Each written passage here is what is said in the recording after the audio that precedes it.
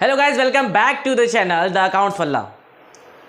आज की मैं जो बात बताने जा रहा हूँ ना, ध्यान से सुनना सभी को। बिल्कुल एक एक बात को अपने दिमाग में बैठा लेना, क्योंकि अगर आज की ये बात तुमने मिस कर दी तो कहीं ना कहीं ये पूरा चैप्टर तुम्हारे हाथ से निकल जाएगा, समझे। तो उससे पहले क्या करना है, मैं जो भी बता रहा हूँ कॉपी पेन कौन लेकर है, मैं लेकर आऊँगा। कॉपी पेन लेकर के आओ, बैठो और उसके बाद एक एक पॉइंट नोट करो, ठीक है। तो शुरू करते हैं आज के लिए। आज जो हमारा टॉपिक है आर्थिक चिट्ठा, क्या होता है, क्यों बनाया जाता है, कैसे बनाया जाता है, इन सभी चीज़ों को बताऊंगा। तो चलिए स्टार्ट करते हैं।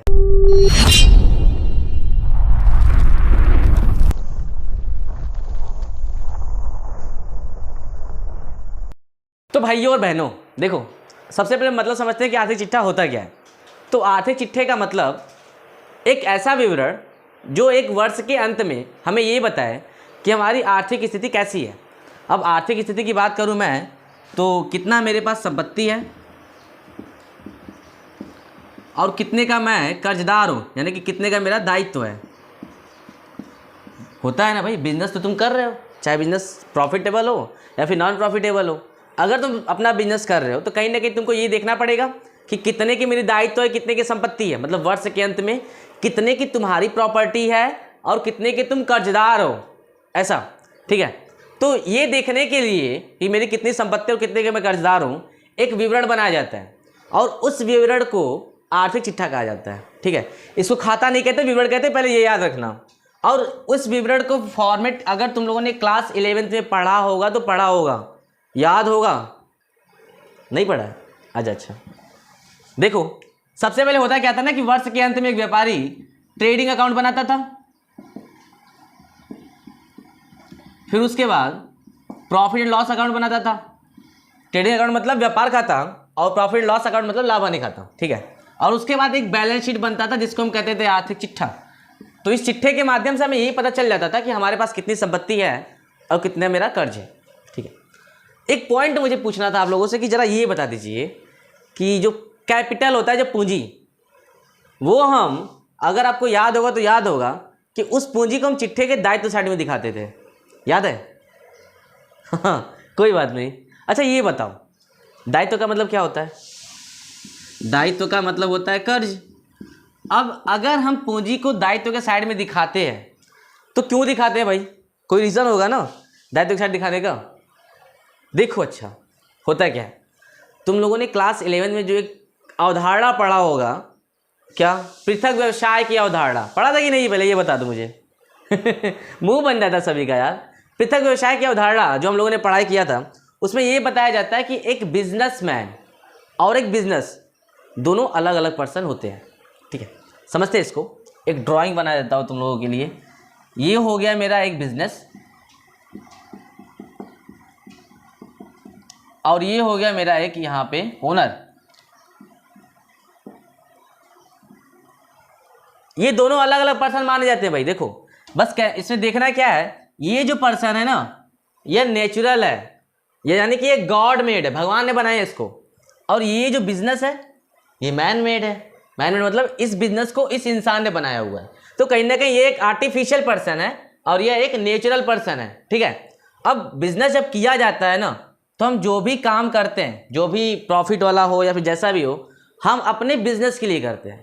पहली बात, अगर बिजनेस में हम पूंजी लगाते हैं, यानी कि अगर ये एक अलग पर्सन है, अलग वाला बंदा है, दोनों अलग अलग है, तो अगर मैं इस बिजनेस से पूंजी लगाता हूँ तो कहीं ना कहीं मैं पूंजी इसके लिए, इस बिजनेस को मैं कर्ज दे रहा हूँ कि नहीं? अगर मैं 50,000 रुपये का पूंजी लगाता हूँ तो 50,000 रुपये इसके लिए कर्ज हो गया। कैसे? अच्छा समझते हैं इस बात को। अगर मैं इस बिजनेस को ना लगा करके, एक कोई फ्रेंड है मेरा, ठीक है, मैं उसको दे रहा हूँ, मैं बोल रहा हूँ भाई तुम मुझसे 50,000, ये मुझसे आया पैसा मांगने, मैंने इसको 50,000 रुपये दे दिए, ठीक है। अब ये 50,000 रुपये लिया तो मैंने इसे बोल दिया, देख भाई मुझे इस 50,000 पे 10% का प्रॉफिट चाहिए हर साल, समझा? तो ये तो अब मुझे क्या करेगा कि हर साल ला करके 10% दे देगा, लेकिन ये जो 50,000 रुपये है इसके लिए तो कर्ज ही माना जाएगा ना। हाँ, तो बिल्कुल वैसे ही अगर तुम किसी अदर बंदे को देते हो पैसे तो कर्ज हो गया उसके लिए। ठीक उसी तरीके से अगर बिजनेस एक अलग पर्सन होगा तो बिजनेस पे अगर तुम पूंजी लगाते हो तो बिजनेस के लिए भी ये कर्ज ही माना जाता है। और हम जो भी हिसाब किताब करते हैं वो बिजनेस के लिए करते हैं, ये मुझे पता है, ठीक है।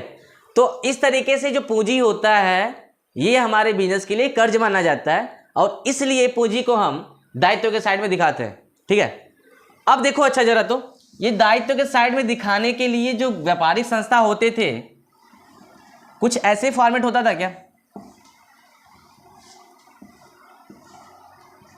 इधर दायित्व होता था, यहाँ रकम, यहाँ पे संपत्ति और यहाँ पे रकम, 4 कॉलम होते थे। दायित्व में जो भी पूंजी वगैरह होता था वो दिखा दिया जाता था, इधर जो भी चीजें होती थी वैसी दिखा दी जाती थी। तो यही आर्थिक चिट्ठा होता था, मेन बात तो ये है, ठीक है।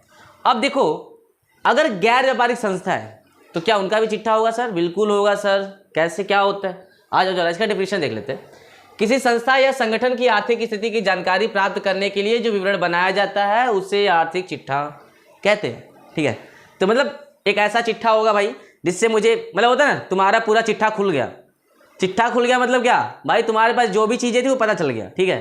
तो ये आर्थिक चिट्ठा हमको पता चल जाता है इससे कि तुम्हारे पास कितनी संपत्ति है और कितने के तुम कर्जदार हो, ठीक है। अब दूसरी बात करते हैं, क्योंकि यह जो चिट्ठा मैं बना रहा हूँ ये अलाभकारी संस्थाओं का है। तुम लोगों ने क्लास 11 में पढ़ा था, उसमें कुछ चीज़ें चेंज आएगा, बता दे रहा हूँ अभी। देखो, इन संस्थाओं का आर्थिक चिट्ठा सामान्य संस्थाओं की तरह ही बनाया जाता है। मतलब जो गैर व्यापारिक संस्था होते हैं ना, उनका आर्थिक चिट्ठा बिल्कुल सामान्य संस्थाओं की तरह ही होता है। सामान्य संस्थाओं की तरह का क्या होता है? जैसे देखो, इधर इधर तो हमारा हो गया, इसी को बना देते हैं।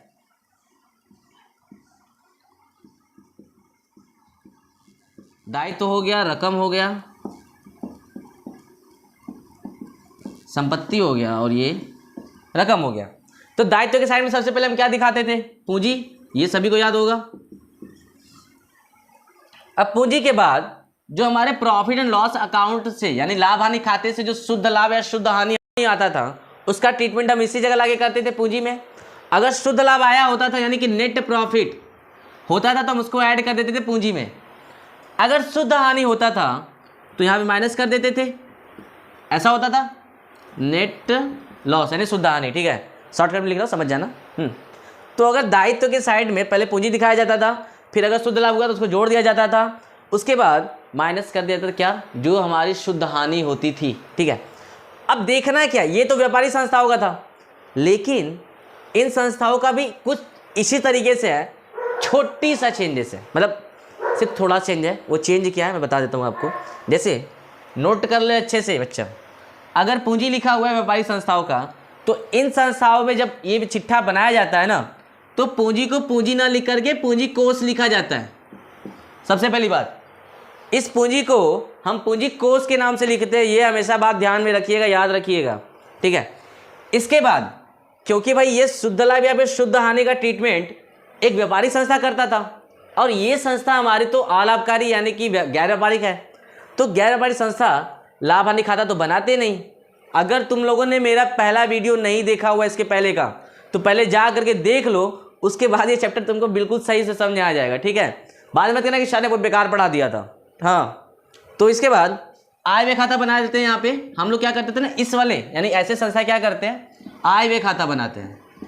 जब ये आय व्यय खाता बनाते हैं तो आय व्यय खाते से क्या पता चलता है भाई? क्या शुद्ध लाभ पता चलता है क्या? नहीं, आय व्यय खाते से हमें आधिक्य या फिर घाटे की जानकारी प्राप्त होती है।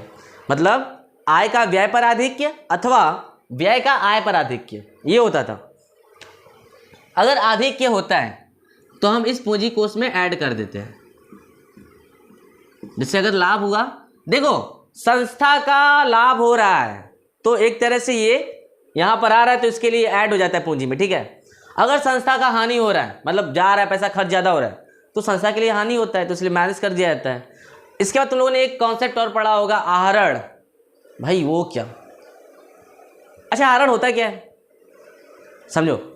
आहरण का मतलब जो बिजनेस, हमारा बिजनेस से पैसा तुमने निकाला तो बिजनेस पे खर्च नहीं किया, क्या कर दिए उसका? मैरो की लिपस्टिक, आय हाय, तो लिपस्टिक ला दिए, अगर कुछ भी कर दिए, मतलब अपने पर्सनल यूज के लिए तुमने पैसा निकाल लिया अपने बिजनेस से, तो वह आहरण कहलाता है। तो पैसा अगर तुम बिजनेस से निकालोगे तो बिजनेस का तो खर्च हो रहा है, तो अगर बिजनेस खर्च होगा तो इस पूंजी में से माइनस कर देते हैं, ये याद रखना, ठीक है। तो ये हो गया आधिक्य। आधिक्य हम ऐड करते हैं। अगर घाटा होगा तो माइनस कर दिया जाएगा, याद रख लेना। यानी कि आय व्यय खाते से चिट्ठा बनाते समय क्या करना है, दायित्व रकम संपत्ति रकम, दायित्व के साइड में जो सबसे पहले आएगा वो पूंजी कोष लिखा जाएगा। व्यापारिक संस्था पूंजी लिखता था, अब इस पूंजी कोष में अधिक के ऐड कर दिया जाएगा अगर इससे आय व्यय खाते से आया होगा तो, अगर घाटा आया होगा तो इसमें से माइनस कर दिया जाएगा। आई बात समझ सभी को। अब ये लिखने के बाद ज़्यादा कुछ नहीं होना है। हाँ, अमाउंट सभी का सेम आ जाता है। अब जो भी रकम यहाँ पे तुम्हारे पास दी होंगे, चाहे वो कर्ज वाले हो चाहे संपत्ति वाले हो, कर्ज वाले होंगे तो कर्ज के साइड में, संपत्ति वाला होगा तो संपत्ति के साइड में दिखा देना है नॉर्मली। अच्छा, और भी कुछ छूटा हुआ है क्या? नहीं, इसमें से अभी कुछ भी नहीं छूटा हुआ है। अगर तुमको समझना मैं बता दूं कि कैसे इसका क्वेश्चन सॉल्व किया जाएगा, तो क्वेश्चन सॉल्व करने के लिए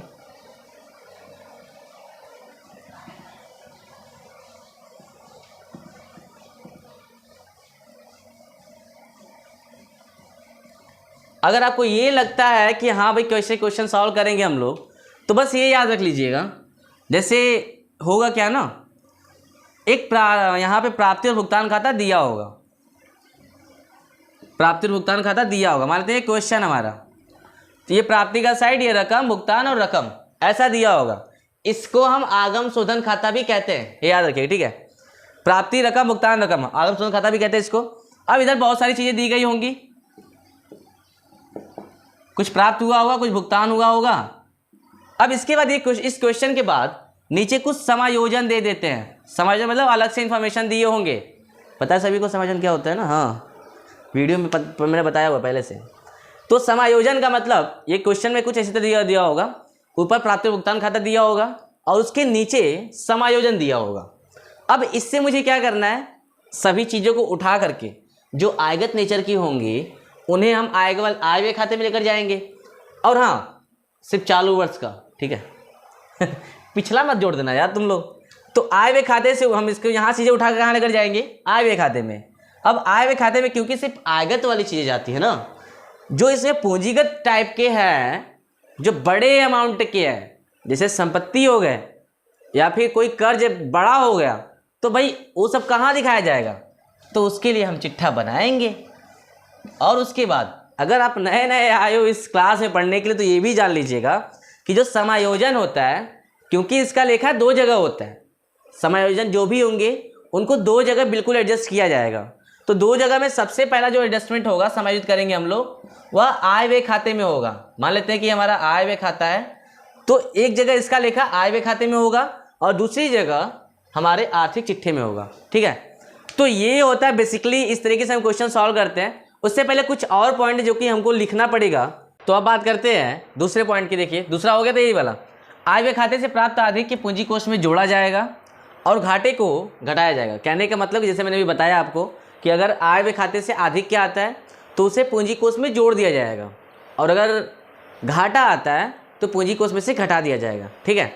उसके बाद ये सबसे इंपॉर्टेंट पॉइंट कि यदि प्रश्न में पूंजी कोष नहीं दिया हो तो प्रारंभिक आर्थिक चिट्ठा बनाकर इसकी गणना की जाती है। कहने का मतलब सब कुछ होता है, सही होता है, सब कुछ बिल्कुल सही चल रहा होता है। अचानक से ऐसा होता है ना कि सब कुछ बिल्कुल सही चल रहा है और अचानक से कोई आके थोड़ा गड़बड़ के तो पूरा गुस्सा आ जाता है, क्या क्या क्या सोचा था, क्या क्या होना चाहिए था, तब तक टांग अड़ा दिया। तो बिल्कुल वैसे ही यहाँ पर भी कहीं ना कहीं एक बार खेल हो जाता है। देख क्या खेल होता है वो, कि हमारे क्वेश्चन में सब कुछ तो दिया होता है, प्राप्ति और भुगतान खाता दे दिया, नीचे समायोजन भी दे दिया, अब तुमको बनाना है इससे आय व्यय खाता और आर्थिक चिट्ठा। तो भाई आर्थिक चिट्ठा बनाने के लिए पूंजी तो चाहिए, कि पूंजी को भगा दोगे तो क्वेश्चन में क्या करता है ना, सब कुछ देने के बाद पूंजी कोष नहीं देता। कभी कभी किसी क्वेश्चन में ऐसा मिल जाता है, ध्यान सुन लो, कभी कभी किसी क्वेश्चन में पूंजी कोष नहीं मिलता। तो अगर पूंजी कोष नहीं मिलता है तो उसकी गणना की जाती है। कैसे? नहीं दिया हो तो प्रारंभिक चिट्ठा बना करके इसकी गणना की जाती है। कहने का मतलब अगर पूंजी कोष नहीं दिया हुआ है तो एक अलग से चिट्ठा बनाया जाएगा, बिल्कुल सेम आर्थिक चिट्ठे की तरह ही होगा। और इस चिट्ठे में हमारे वर्ष के प्रारंभ में, ध्यान से सुन लो, वर्ष के प्रारंभ में अगर चिट्ठा नहीं दिया हुआ है ना, क्वेश्चन बनाने के लिए क्वेश्चन बनाने के लिए अगर पूंजी नहीं दिया हुआ है तो कहीं ना कहीं पिछले साल या फिर स्टार्टिंग वाले ईयर के कुछ संपत्ति और कुछ दायित्व दिया होगा।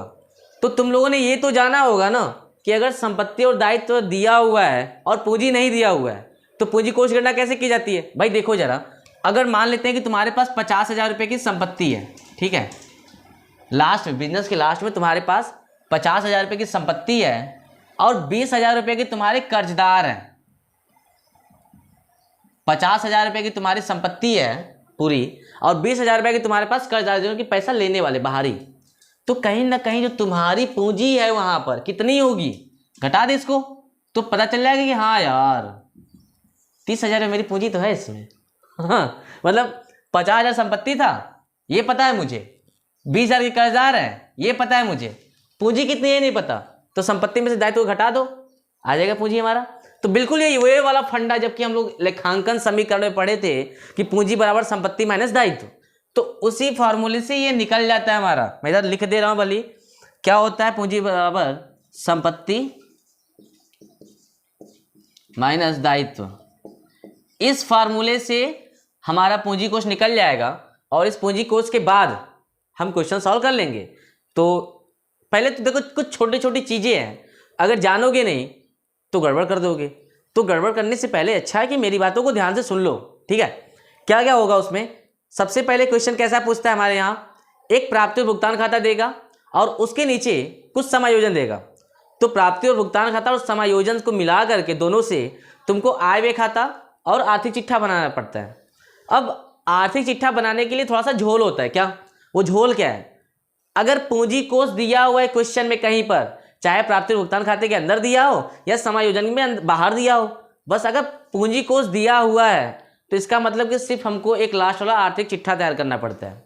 लेकिन अगर पूंजी कोष नहीं दिया होगा तो इसका मतलब कि सबसे पहले पूंजी कोष को निकालना होगा, क्योंकि बाकी जो काम होगा भाई वो पूंजी कोष से ही तो करना है ना। तो इसलिए सबसे पहले हम पूंजी कोष निकालेंगे और उसे निकालने के लिए एक अलग से चिट्ठा बनाया जाएगा जिससे हम प्रारंभिक आर्थिक चिट्ठा कहते हैं, ठीक है। आई होप कि सभी को समझ आया होगा। सबसे पहले इसका आप लोग इतना नोट कर लीजिए या फिर स्क्रीनशॉट ले लो फटाफट। हाँ हो गया, ठीक है, बहुत हो गया। तो अब इसके बाद हम देखते हैं कि भाई कौन कौन सी ऐसे चीज़ें हैं जो कि आर्थिक चिट्ठे में आते हैं। मतलब आपको मैं प्रारूप बता देता हूँ इसका, आई होप कि सभी क्लियर हो जाएगा अभी, ठीक है। तो अब बात करते हैं आर्थिक चिट्ठे की, जो इसका प्रारूप होता है कैसा होता है। देखो बहुत ही सिंपल है यार, बस तुमको करना क्या है, प्राप्ति और भुगतान खाते से जो भी आयगत वाली चीज़ें हैं उनको आय व्यय खाते में डाल दो और जो पूंजीगत वाली चीज़ें हैं उससे ला करके यहाँ पे रख दो। बस थोड़ा सा कॉन्सेप्चुअल ये है, तुमको ये समझना पड़ेगा कि उसमें से कौन सी चीज़ें कर्ज वाली है और कौन सी चीज़ संपत्ति वाली है। जैसे देखो सबसे पहले तो ये तुमको मैंने बताया अभी कि इस यहाँ पे जो पूंजी लिखा है तो उसको पूंजी कोष लिखा जाएगा, ठीक है। अब पूंजी कोष में अगर आय व्यय खाते से अधिक क्या आया होगा तो उस अधिक को हम ऐड कर देंगे, और अगर बाय द वे घाटा आया होगा तो उसको माइनस कर देंगे, फिर जो फाइनल अमाउंट आएगा उसको बाहर लिख देंगे, ठीक है। इसके बाद देखिए दिया हुआ है वसीयत, ये वसीयत लिखा हुआ है। तो वसीयत क्योंकि हमको पता है कि भाई वसीयत में कुछ भी मिल सकता है, मैंने बताया था आपको पिछले वीडियो में मैंने सब कुछ बताया हुआ है सभी, इसमें से कोई भी ऐसा टॉपिक नहीं जो कि नया हमको दिख रहा हो, सब कुछ पिछला आपने किया हुआ है, ठीक है। तो अगर वसीयत दिया हुआ है तो वसीयत पहले से मिला होता है और इसलिए हम इसको मतलब अगर वसीयत दिया हुआ है तो वसीयत का अमाउंट काफ़ी बड़ा होता है, इसलिए इसको पूंजीगत माना जाता है। और क्योंकि वो हमको मिलता है हमेशा सेवा करने के लिए, इसलिए यह कर्ज के साइड आता है, ठीक है। उसके बाद आजीवन सदस्यता शुल्क, तो पूरे जीवन भर सदस्य रहने के लिए, जैसे अर्धांगिनी पहली बार आती है तो कुछ लेकर के आती है ना, मतलब कुछ आपको पैसा वैसा देती है, आपको शुल्क एक मिलता है। शादी ब्याह के टाइम क्या होता है, लड़कों को शुल्क मिलता है। हाँ भाई चलो, क्यों मिल रहा है, इनको रखना है पूरे जीवन भर। तो भाई अगर जीवन भर रखना है तो वह जो शुल्क हुआ वह आजीवन सदस्यता शुल्क हुआ। भाई ले लिए तुम पैसे, लेकिन अब तुम्हारा जीवन भर तुम पे क्या कर्ज है चलाते रहना, तुमको भूलना नहीं, ठीक है। तो इसलिए कर्ज के साइड में आ जाता है। इसके बाद विशेष निधि, मैंने बताया था कोई भी फंड या फिर कोई विशेष निधि दिया हुआ है स्पेसिफिक वाला, वो दायित्व के साइड में आ जाता है। हम लोगों ने इसके पहले निधि पर आधारित लेखांकन में पढ़ा हुआ है, ठीक है।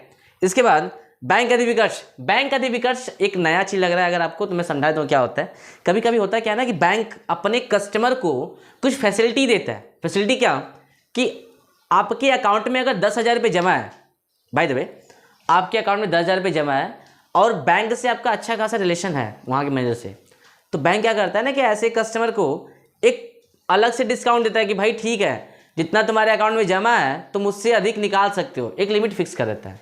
नाम से देख लो, बैंक अधिविकर्ष, यानी कि बैंक से अधिक पैसा निकाल सकते हो, ठीक है। तो ये बैंक अधिविकर्ष हो गया। तो क्या लगता है, बैंक से अगर तुम पैसा अधिक निकालते हो तो वो भी तो कर्ज ही माना जाएगा भाई, बाद में तो देना ही उसको, ठीक है।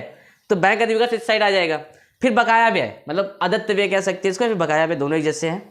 तो अगर अदत्त व्यय दिया हुआ है या फिर बकाया व्यय दिया हुआ है, वो भी कर्ज होता है हमारा। कैसे, अभी खर्च होने वाला है, अभी मैं घुमाने जाने वाला हूँ, तो यानी कि प्लानिंग हो चुका है, जाना है बस, तो खर्च हुआ, ये हमारा कर्ज हुआ, ठीक है। इसके बाद अग्रिम प्राप्त आय, एडवांस में तुमको कोई इनकम मिल गया, मतलब 2017 के लिए मैं खाता बना रहा हूँ और 2018 का इनकम अभी मिल गया हमको, तो भाई ये मेरे लिए भी कर्ज होगा जब तक कि 2018 ना आ जाए, ठीक है।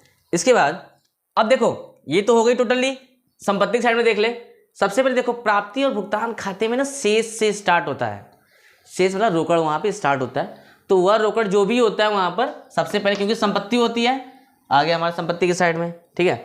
इसके बाद अप्राप्य आय, अप्राप्य आय का मतलब एक ऐसा आय जो मैंने कमा तो लिया है लेकिन अभी तक मिला नहीं है, बट मिलेगा कभी ना कभी, तो ये तो है, तो अगर मिलेगा तो मेरी संपत्ति होती है, ठीक है, इसलिए संपत्ति की साइड में आ जाएगा। अग्रिम भुगतान मतलब जो तुमने कहीं पे ना एडवांस में खर्च कर दिया है और उसका अभी जो बेनिफिट है वो मिलने वाला है, तो कहीं ना कहीं जो तुमने खर्च किया हुआ है एक तरह से वो संपत्ति ही होगा अभी तक, जब तक तुम उसका बेनिफिट नहीं ले लेते। उसके बाद ये तो सबसे तुम बिल्कुल वाकिफ हो भाई, भवन संपत्ति ही तो है, मशीन, फर्नीचर। अब इन सब के बाद एक बहुत ही अच्छी बात क्या है पता है, बैलेंस शीट का, आर्थिक चिट्ठे का, कि अमाउंट इन दोनों साइड का ना बिल्कुल मैच करता है।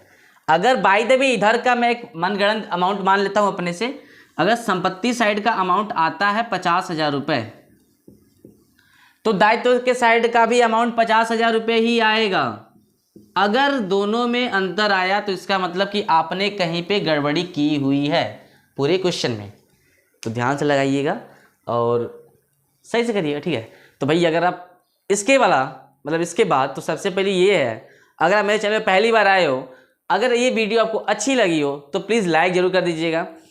अगर आप चाहते हो कि हाँ सर अच्छा पढ़ा रहे हैं तो थोड़ा और लोगों के पास भी पहुँचना चाहिए, तो सब्सक्राइब करना मत भूलना, सब्सक्राइब के साथ साथ शेयर करना भी मत भूलना, ताकि नोटिफिकेशन आए, जैसे ही नोटिफिकेशन है वैसे तुम लोग टड़ांग दे घंटी बजा दो, ठीक है। तो यार प्लीज़ हाँ सब्सक्राइब भी कर दो और शेयर भी कर देना बिल्कुल। आज के लिए पहले स्क्रीनशॉट ले लो, स्क्रीनशॉट ले लिए तो ठीक है, मिलते हैं नेक्स्ट वीडियो में। आज के लिए धन्यवाद।